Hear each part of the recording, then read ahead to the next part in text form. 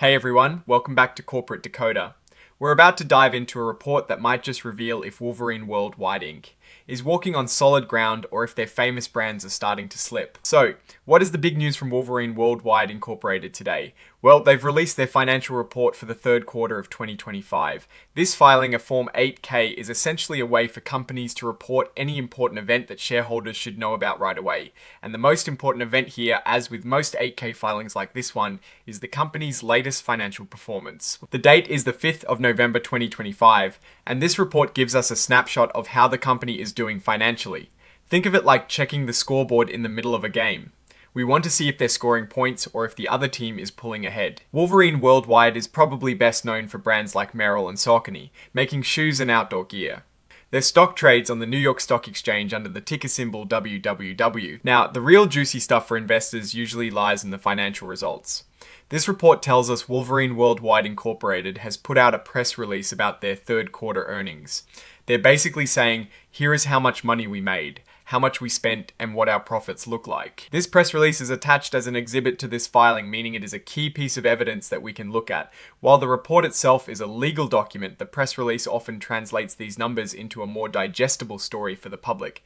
We're going to focus on what those numbers mean for the company's health and its future. For a company like Wolverine Worldwide Incorporated, which operates in the retail and apparel sector, the third quarter is often an important period. It is usually after the back-to-school rush and before the holiday shopping frenzy. So, the results here can signal how well they're positioned for the critical end-of-year sales. While this filing doesn't contain the detailed financial tables directly within the main text here, it explicitly points to the press release for those crucial numbers. This is common practice. They are reporting that they have announced their financial results. We have to assume the press release contains the core financial data like revenue, profit margins, and any significant changes year over year. The main point is that they are sharing their financial performance for the third quarter of 2025. We need to look at that accompanying press release to understand if their sales are growing, shrinking, or staying flat. Are their costs under control or expenses eating into their profits? Think about it this way. If a company sells a lot of shoes and their revenue is up, that is great. But if their costs to make those shoes or market them have also gone up even more, then their actual profit might be down. That is the kind of critical look we need to take going beyond just catchy headlines. We also need to consider what Wolverine Worldwide Incorporated does beyond just selling shoes. They are a global company. How are their various brands performing in different markets? Are there any economic headwinds, meaning challenges in the broader economy, that might be impacting their sales, like inflation or changes in consumer spending habits? The fact that they are filing this report on the 5th of November means they are meeting their reporting deadlines, which is a sign of good corporate governance. However, the real story is in the results they are reporting.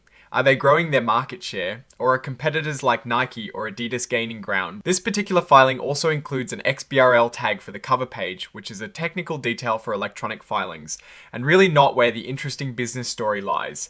The meat of the report for us as observers is in the financial results themselves, which are presented in that attached press release. Let's consider the broader context. The footwear and apparel industry can be very competitive. Companies need to stay on top of trends, manage inventory effectively, and respond quickly to changes in consumer demand. Wolverine Worldwide Incorporated has a portfolio of brands, and their success depends on how well each of those individual brands performs. When we analyze these types of reports, we're looking for trends. For example, if revenue shows a slight increase but gross profit margin has declined, it might suggest they are having to discount products more heavily to sell them, or the cost of raw materials has increased significantly. This would be a warning sign. Conversely, if they are showing healthy revenue growth alongside stable or improving profit margins, it indicates strong demand for their products and effective cost management. This would be a positive signal about the company's direction. In conclusion for this filing, the crucial takeaway is the financial performance of Wolverine Worldwide Incorporated for the third quarter of 2025, as detailed in their press release. The core question is whether the company is demonstrating financial strength and a clear path for future growth, or if there are underlying challenges that need closer attention. Investors and observers will be dissecting those numbers to gauge the company's health and strategic execution in a dynamic market. So, what is our take on Wolverine Worldwide Incorporated based on this filing? While this Form 8K doesn't give us the raw numbers itself, it signals that they've released their third quarter financial results. The real test will be in those results. If the attached press release shows solid revenue growth and healthy profit margins, it suggests the company is navigating the competitive landscape. Well, however, if their reporting struggles, it might mean they're facing increased competition or economic headwinds. We need to see those specific numbers to give a definitive assessment of their direction.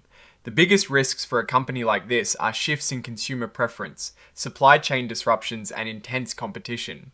Opportunities lie in expanding into new markets, leveraging their brand portfolio, and innovating with new products. Ultimately, the strength demonstrated in their third quarter financials will tell us if Wolverine Worldwide Incorporated is on a path to continued success, or if they need to make some significant adjustments. Alright, that is our quick decode of this Wolverine Worldwide Incorporated filing. What is your take on what these financial results might reveal? Drop your thoughts in the comments below. If you found this breakdown helpful, please give us a like and subscribe for more corporate insights. And don't forget to join our Discord community for more in-depth discussions. The link is in the description. Thanks for watching, and we'll see you in the next one.